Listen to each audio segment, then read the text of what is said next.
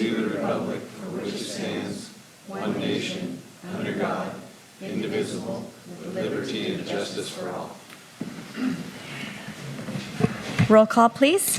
Councilmember Conley? Present. Councilmember Losi? Here. Councilmember Mobley? Here. Mayor Pro Tem Johnson? Here. Mayor Trent? Here. Okay, we have two proclamations tonight. The first one is Older Americans Month for May 2023. Whereas the city of Fortuna includes a growing number of older Americans who contribute their time, wisdom, and experience to our community, and whereas the community benefits when people of all ages, ability, and backgrounds have the opportunity to participate and live independently, and whereas the city of Fortuna recognizes the need to create a community that offers the services and supports older adults may need to have choices, I lost my place here, about how they age, whereas the city of Fortuna provides senior transit service to assist our aging community in accessing medical appointments and living independently, whereas the city of Fortuna utilizes Measure E-Tax Fund to aid in promoting programs for the Fortuna Senior Center and will continue to support efforts for the construction of their own facility to provide crucial services to Fortuna senior community, whereas the city of Fortuna appreciates and recognizes the efforts of the Fortuna Senior Center Board and Board of Directors and their continued commitment to the seniors of Fortuna, whereas the city of Fortuna can work to build an even better community for older residents by not limiting our thinking about aging, exploring and combating stereotypes, emphasizing the many positive aspects of aging, inspiring older adults to push past traditional boundaries, and embracing our community's diversity.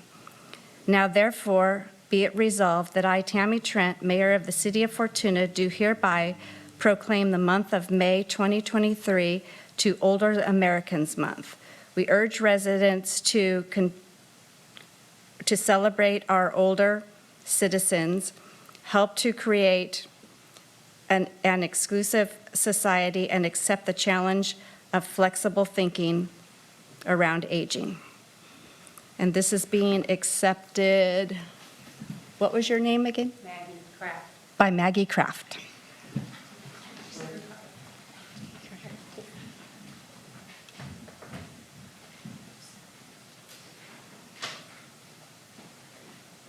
Thank you. Thank you, Mayor Trent. Thank you, members of the City Council. It's been a few years since I've been able to come to one of your meetings, and some of your faces have changed, which is really exciting to see new members of the community step forward and serve in this role. It's not an easy job that any of you have. I recognize that. I'm really pleased that you added in the aspects about the senior center here, because they do great work, and unfortunately the Area Agency on Aging doesn't get funding to support senior centers. So I'm really glad that the city is looking at that, and the transportation that you've been providing for a long time really makes a huge difference in people's lives.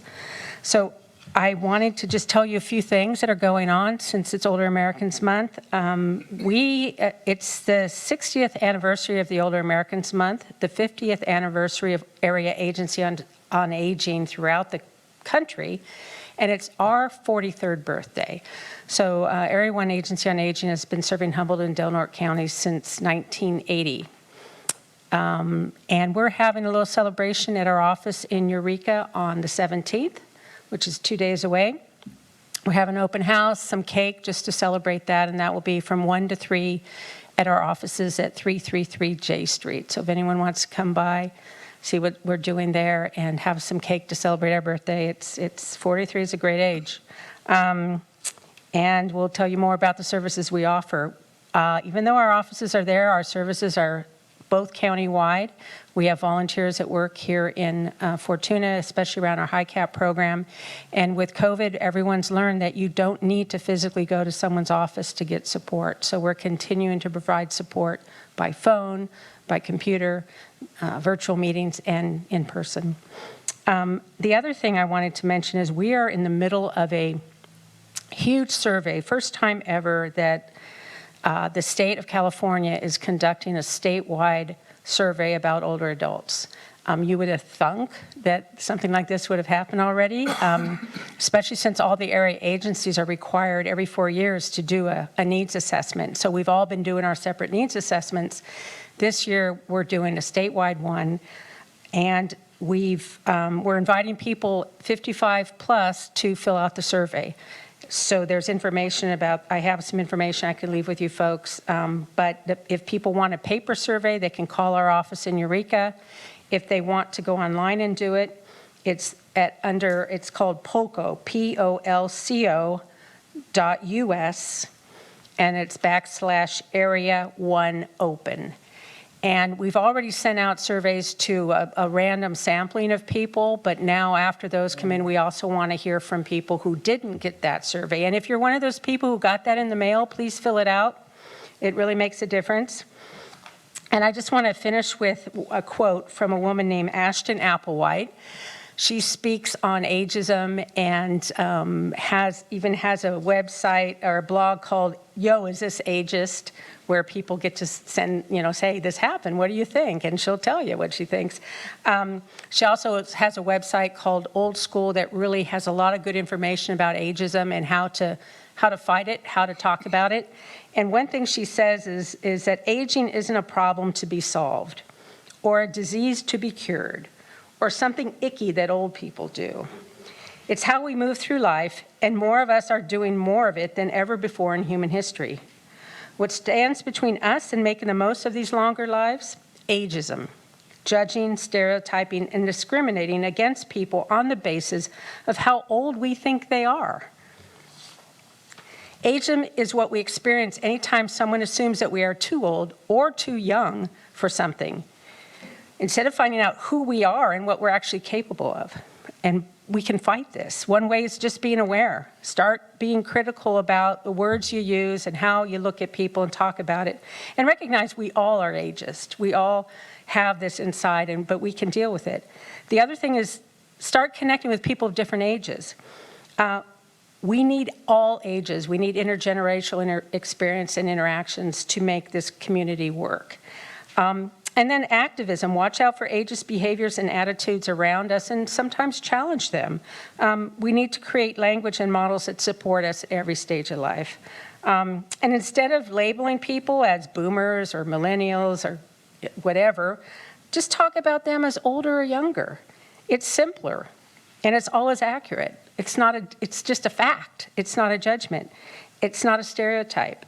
And it really shows us in relation to each other. I'm older than you, but I'm younger than you. It's a relationship. It's a kind of thing. So I really encourage people in Older Americans Month and throughout the year to really be thinking about these things.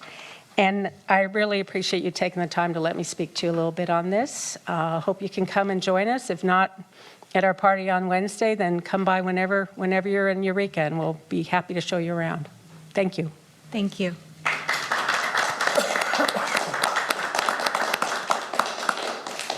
Our next proclamation is Humboldt Lemonade Day.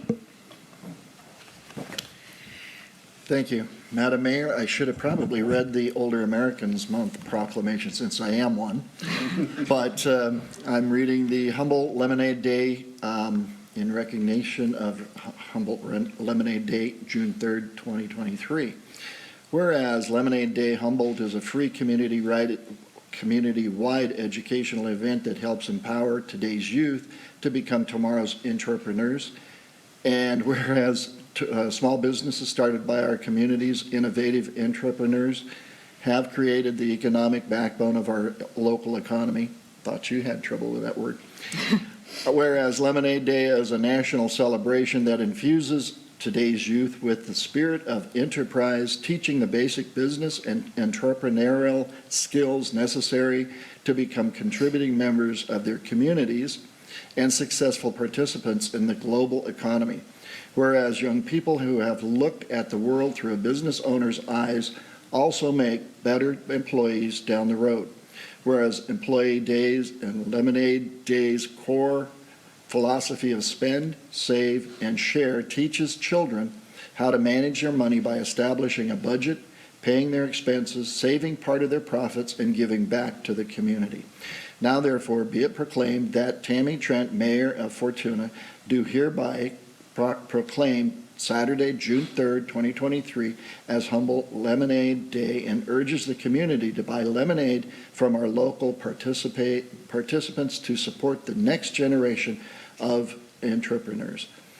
Be it further proclaimed that the City Council, Fortuna City Council, salutes Humboldt Lemonade Day presenters, who are the Arcata Economic Development Corporation, Big Brothers, Big Sisters of the North Coast, event sponsors, volunteers, and participants, and commits to continued investment in the future of our youth. Signed this 15th day of May 2023, Tammy Trent, Mayor.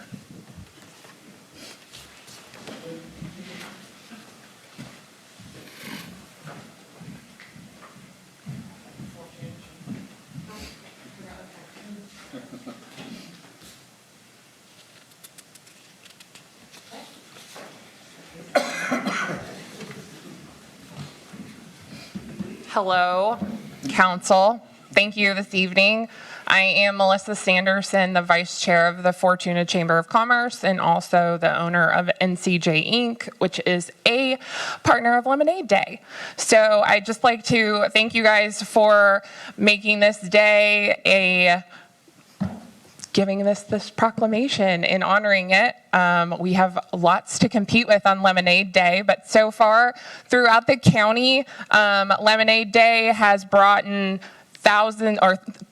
dozens of kids every year throughout the county, and they set up their lemonade and they can download an app or they can go in person and learn what it takes to invest in their business and earn back their money and then invest. So right now we have over a dozen kids signed up throughout the community, and we are doing a big push to get Eel River Valley kids. So that's why the Fortuna Chamber of Commerce has become one of the main people that are doing the Lemonade Day. So on June 3rd, you'll see kids throughout the community, and we hope you guys go out and sample what they have. If you would like a representative, we have a special VIP lemonade tester that will go up and down the county and visit all the little lemonade stands. And there's lots more than just lemonade. There's kids that have cupcakes and cookies and all kinds of stuff.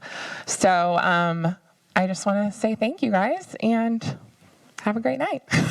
I have one question, Yeah. Melissa. Is there a list anywhere of? Yeah, so for those of you who want to know more, you can go to lemonadeday.org. It's pretty simple, and you just type in Humboldt County, and there's a map of where kids' lemonade stands will be when it's closer to Lemonade Day. Parents, if you haven't already, download the app. It's super simple, and you can just give your child their phone, and it's a step-by-step guided tutorial to teach these kids how to get their lemonade and what they would need and how to do their budget. So it's something, fairly new to Humboldt County, but this has been going on a long time nationally. So they have a really good educational structure set up for kids to be able to go through the whole experience, and then hopefully want to continue with their entrepreneurial skills. I at least know that my kids are ready to go, and they know how much to sell their items for, so they'll get their return, and then they have their goal, which is what they want, what they're earning their money to do. So When they sign up, will their address be on there so people could go on there and get the list of all the places to go? correct. And then the week before Lemonade Day, we're going to take all of the locations and make a little map, and you can find that in the journal, and go and purchase from the kids. Some of them will not be at they're not at their homes. So typically kids pick locations that are high traffic so they can get a good response for their lemonade. So, Thank you. yeah, any other questions? Okay, great, thanks. Thank you.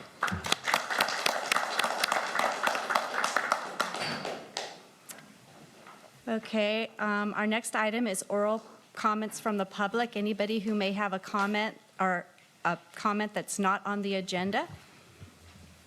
Good evening, Mayor Trent and Honorable City Council. I just wanted to take an opportunity to use this platform to publicly thank Sandy Peterson Photography for her donation of $1,500 to the Police Canine Program. And so just a little bit of a backstory. I happened to be opening some correspondence in my office this afternoon and found an envelope stuffed full of money with a very nice letter from Sandy. And apparently she had created and facilitated a Mother's Day fundraiser through her photography business. And so thanks to all the moms in Fortuna and to Sandy.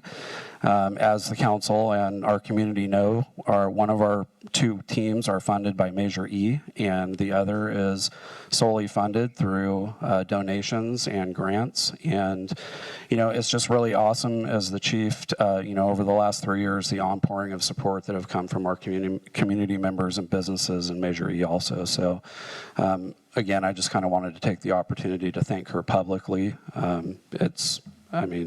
It's really a great thing to, you know, in the middle of your day, open an envelope like that. So thank you. Thank you, Chief. Any other public comments? Good evening, Honorable Mayor and City Council.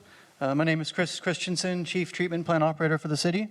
I would like to inform you and the public that next week, Monday, May 22nd, painting contractors will begin the process of recoating the interiors and exteriors of the city's 2 steel water storage tanks.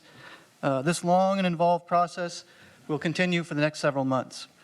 During this time, temporary storage tanks will be in service, but at a fraction of the normal storage volume. For this reason, I encourage the citizens of Fortuna to pay extra attention to water conservation this spring and summer. I know it was a very wet winter and there's plenty of water to go around. However, during this crucial maintenance period, we won't have as much of it at the ready as we normally do for emergencies, such as water main breaks or fires. So I appreciate your cooperation. Thank you. Thank you. Any other comments? Seeing none, we'll close public comment. And we have next our consent calendar. We have the City Council minutes, Administrative Department monthly report, Community Development Department monthly report, Finance Department, Parks and Recreation, Police Department, Public Works, River Lodge, report of disbursements, and consideration of an appointment to Fortuna Business Improvement District Advisory Committee, and consider additional committee recommendations, and City of Fortuna basic financial statement audit for the year ending June 30th, 2022. Would anybody like to pull any of those? I'd like to pull K, please. All right, go ahead. This audit, if you took a look at it, is very lengthy and in-depth, and I just have not had a chance to review it myself. So I'd like to pull that and keep it for the June 5th meeting, bring it back on the consent calendar at that time. We have no issue with extension, so that'd be fine with staff. Okay. So do we have approval of up to J? I'll go ahead and move to approve the consent calendar A through J, and move K to the June 5th meeting on the consent calendar then. Second. All in favor? Aye. Any opposed? Seeing none, we'll move to the council business item, which notice of a hearing first reading to consider the adoption of ordinance 2023-760 related to construction and demolition, debris diversion, and we want to continue this meeting to, or continue this to June 5th, so I'll need a motion to continue that.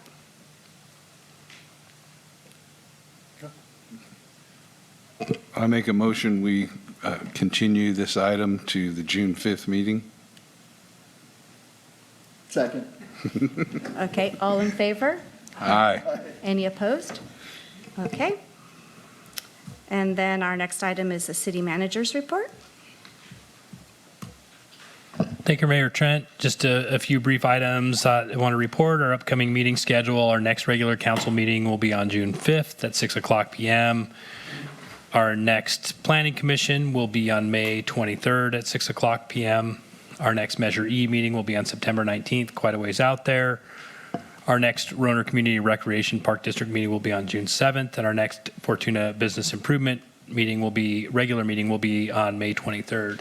But I did want to point out that we have a special workshop this Wednesday at 5 o'clock to discuss the events that FPID puts on, and also the banners, and the FPID committee and our FPID administrator thought it would be good to meet at a time outside normal business hours. So it's at 5 o'clock at the River Lodge this coming Wednesday. So we invite the public to attend, and especially business members who have an idea about the events, how we can make them better, things we can change, and also our banners. Just a couple of other things for my verbal report. I'll be presenting an update on the Fortuna Mill site specific plan to the County Economic Resilience Consortium at the meeting tomorrow, on Wednesday, and so that'll be on Zoom.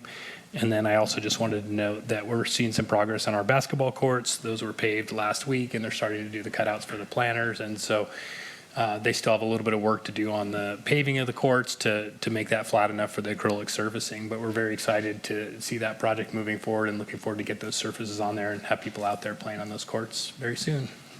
Thank you. Moving to city council reports and comments. Councilmember Conley. Thank you. No REDAC. It got canceled this month. They do have an executive meeting that I'll be a part of later this week via Zoom. But other than that, nothing to report. Thank you. Councilmember Losi. Thank you. The May 3rd meeting for the Fortuna for the Roner Community Recreation Park District was canceled, and a new one set, as Merritt mentioned. And I've got a LAFCO meeting on Wednesday morning. I did attend the bike rodeo at Roner Park this Saturday, and it went really well. They had quite a few participants, but the biggest really area are the volunteers that help out. We had members from CCC that were there. They were helping with the courses. We had the fire department there that actually cooled down the riders with their water, and the riders could ride their bikes through. That was a big hit. We had Sport and Cycle that was there, and they donated the helmets, bike helmets, and we've got boxes of these bike helmets that in all different styles and types that people can come over, they can try them on and get professionally adjusted if people don't have a bike helmet. They had a mechanical area where people, bike mechanics would actually check the bikes to make sure that they were safe and to make any repairs on them. So I know that Cameron was there, Emily was there, and like I say, a lot of volunteers, and it seemed to go really well. So hopefully next year we'll have even more participation. So it went good. Thank you. Thank you. Councilmember Mobley. I didn't have any meetings, but I did want to remind everybody that May 15th through the 21st is National Police Week. So if you see police officers, please thank them and appreciate what they do. They do a lot for our community. And we have one of the best departments. Mayor Pro Tem Johnson. Yes, well, this last week I had a historical commission meeting, and we discussed the summer hours and people coming in and filling in Alex's service, our curator's absence. Got a lot of things done. I had some accessions, some maps, a carriage lamp that was donated. That was discussion whether it was an early automobile headlamp or a horse carriage lamp, but it's there, and come in and check it out and see what you think. Then also, we had the League of California Cities Redwood Division meeting this last Friday, and got to attend that in Fort Bragg. And they had a couple of presentations, one on what they call their care response unit, which is meeting individuals, houseless individuals, people in some sort of crisis, not necessarily houseless, but in some sort of crisis. Don't know what the situation may be, but they have a system and have made connections in the community all the way over into Ukiah and even further downstate to help these people get through whatever situation they're in at that moment. And we also saw a presentation on the Redwood Trail and trail with rail, rail banking, with also what the economic impacts would be for each region. And it was pretty interesting for that also. And I believe they said that they were going to be here in August during the fair, and also may pop in and say howdy at that was the August 18th, the city of Fortuna is hosting the next Cal Cities Redwood Division meeting. We look forward to that. Also, I have a HCOG meeting this coming Thursday. Look forward to seeing that and getting things accomplished for that. So I'll report on that when I get out. Thank you. Thank you. I just want to add a little bit to the League of California Cities meeting. In their presentation that they were talking about the homeless, I thought it was pretty interesting. They said you can't just take homeless and put them in a home.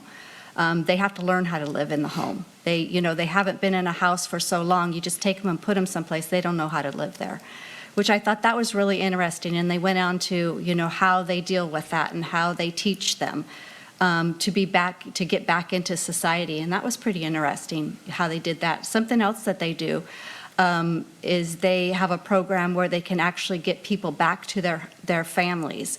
They have to have somebody there, which Sean did a little bit of this. They don't just want to put somebody on a bus and make somebody else's problem, which it's nice that they, years ago, that's what cities did. They just bust them to the next city and then the next city. But now they actually make sure they have help where they're going. So that program was pretty good too. And we had some awards at the chamber dinner. I don't have the complete list of them. One of them did go to Citizen of the Year, which is sitting right over here. Thank you, Walt. But I will have a list of that, from that for our next meeting. And I think that's all I have to report. So, do we have it? I make a motion to adjourn. Second. Okay, meeting adjourned.